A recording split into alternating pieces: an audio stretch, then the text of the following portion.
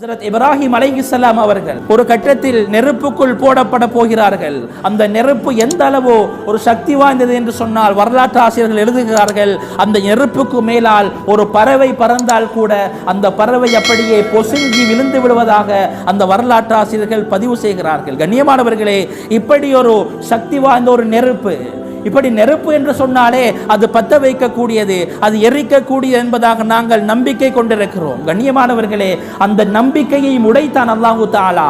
தவக்குல் இப்ராஹிம் அலைஹிஸ்ஸலாம் அவர்கள் அங்கே அந்த நெருப்புக்குள் வீசப்படுகிறார்கள். நெருப்புக்கு சென்று கொண்டிருக்கின்ற பொழுது மலைக்கு பொறுப்பான மலக்கு வருகிறாள்.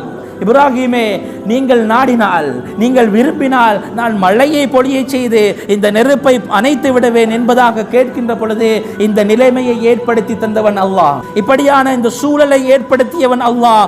அதிலிருந்து பாதுகாப்பதற்கு அவன்தான் தகுதியானவன் என்பதாக அந்த தவக்குள் உண்மையான இறை நம்பிக்கையை விதைக்கிறார்கள். கண்ணியமானவர்களே, நெருப்பு சுடவில்லை, நெருப்புக்குள் போய் அழகான முறையிலே அமர்ந்து கொண்டிருக்கிறார்கள். பார்ப்பவர்களுக்கு ஒரு அதிசயம். ஏன்? இயற்கை விதியை மாற்றி அமைத்தது தவக்குல்.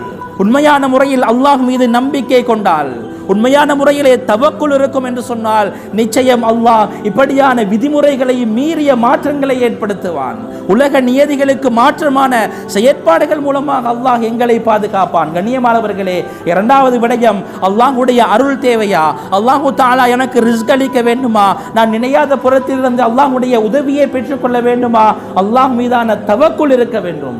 தக்வாவோடு சேர்ந்து இரண்டாவது தவக்குலும் வரும் என்று சொன்னால் நிச்சயம் அல்லாஹு தஆலா எங்களுடைய தேவைகளை நிறைவேற்ற காத்துக் கொண்டிருக்கிறார்.